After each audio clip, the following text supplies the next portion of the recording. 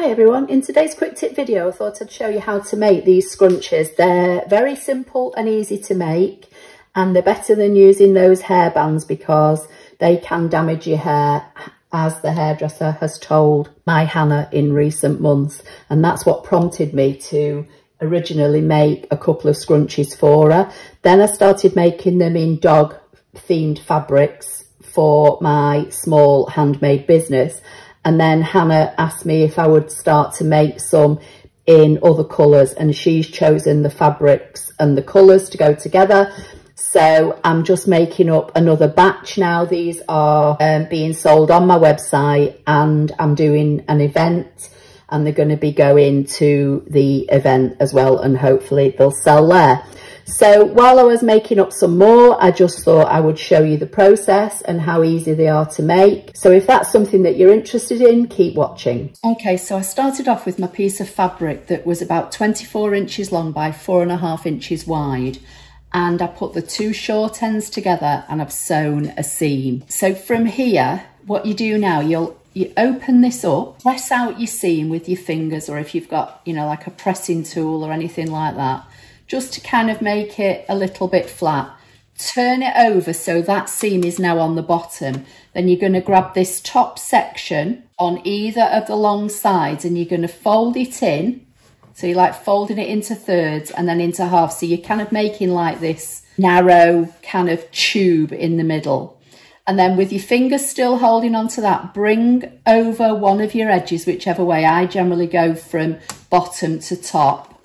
And then line up those two side seams. So this is what you've got, okay? And that rolled up bit is in the middle. If you hear a noise, it's Eddie as usual. So now I put this back under my presser foot and I start about a good inch back from where these two seams are. Put my foot down, and I like to use the edge of my foot as a guide. Again, it's entirely up to you. So what you're doing now, you've got it kind of held in place with your foot. You're making sure that that tube that you made inside is out of the way, and you're just going to line up these two edges, this top and bottom, and start sewing. I've got my machine set to do a back stitch automatically, and then I like to sew initially, as I say, from about an inch back to about an inch forward of that seam, and then stop. Now you need to stop with your needle down. Again, I've got my machine set so that the needle stops in the down position. So what you're going to do now, put your hand inside and you're going to grab that tube that you made whilst holding on to this end section at the back, and you're going to pull that tube through. Okay, you're giving yourself a bit more sewing area. Then I like to open up this top area and just make sure that that middle bit is still stuffed out of the way, and then sew a bit more. Stop again with your needle in the down position. Hold on to this back end. I'm right-handed, so I'm holding on with my left hand, and then while I'm holding this out of the way with my right hand, I'm pulling on that center bit that I made into that kind of tube in the middle. And then you just want to make sure that you're stuffing it out of the way, so the only bits you're sewing together is this top edge and this bottom edge. And then just keep on sewing. And then again, hold on to the bit at this top end and pull. And, you know, this middle bit might want to kind of like come out. Just fold it under and push this bit down. And then you can see that tube hopefully inside. Fold it out of the way. Just make sure your edges stay together. And stop. You get quite quick at this once you get going. So the reason you're keeping that bit out of the way is because you don't want to sew on top of it and sew it together to this. Otherwise you won't be able to turn it and it'll just be a mess. And if that happens, you know, just unpick it and start again. So again, I'm holding on to this back end, top end that you can't see behind the machine, and I'm pulling with my right hand, and I'm pulling this like middle fabric that I rolled up initially through. And then I like to sew maybe about 3 or so inches at a time, and just always stop with your needle in the down position. That way, that's like an extra pair of hands for you, because it holds, you know, everything in place. And then hold and pull, and then just, you know, stuff this bit out of the bottom, and eventually you'll get back, not sure if you can see it, but you'll get back to where you started. So I'm just going to sew a little bit more, always making sure that that middle bit that's rolled up is out of the way. I'm going to sew down a bit more, stop.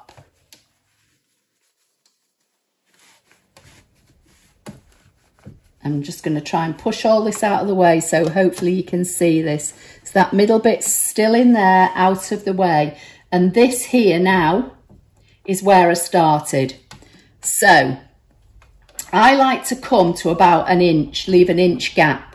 Leave more if you want, but the bigger gap you leave, the more you've got to sew up when you're sewing the whole together. So I'm just going to just make sure that that's all tucked in, out of the way, come down, and then when I get to about an inch or an inch and a half from where I started, I stop and do a back stitch, and then I can take it out of the machine.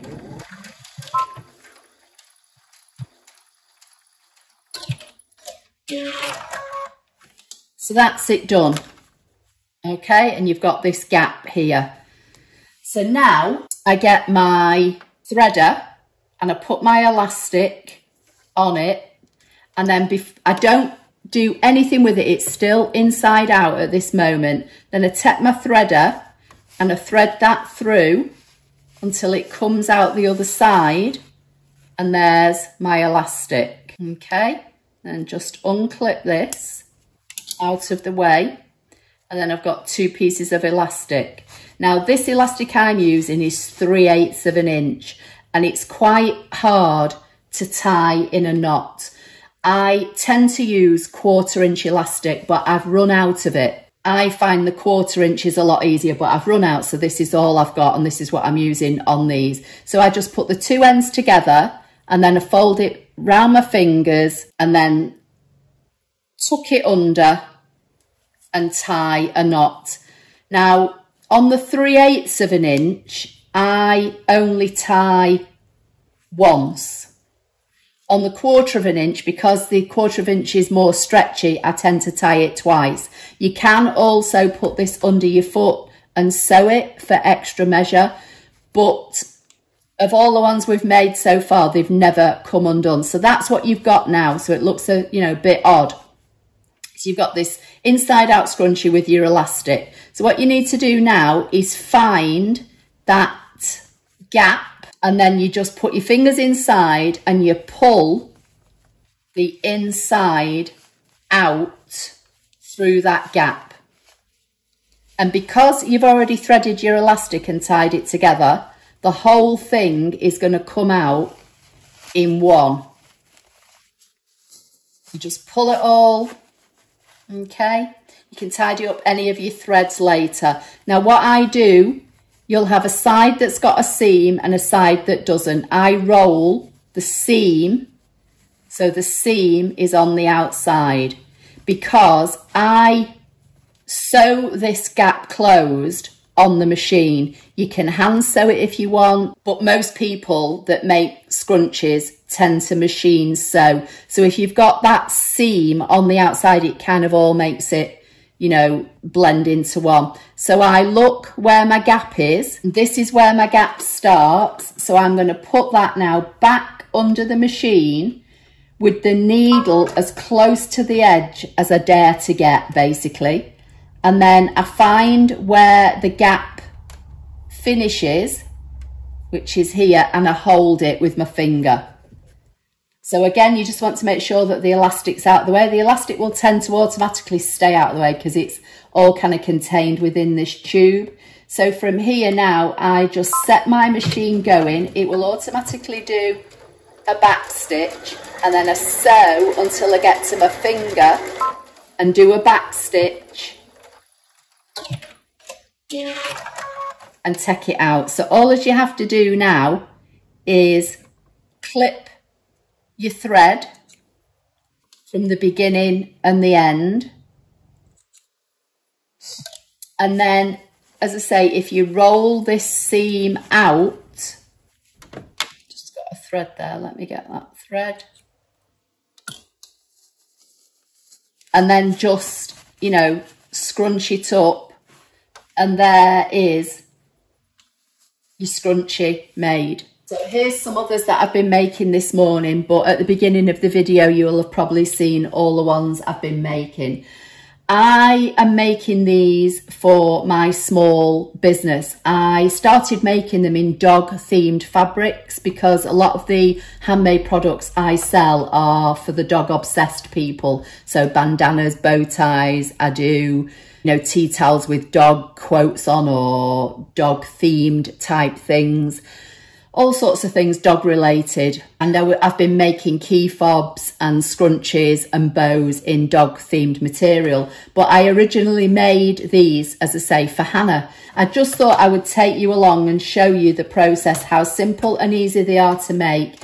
And, you know, if you are a machine embroiderer or a sewer, you'll probably have scraps of fabric, and as I say, I use 4.5 by 24 inch wide, but you can make them smaller. It will just make a smaller scrunchie. You can make them narrower, or you can make them even longer and wider. You know, just have a play with the dimensions yourself. So that's the project. I hope you liked it. I hope you found some helpful information in it, and I'll see you in the next video. Thank you.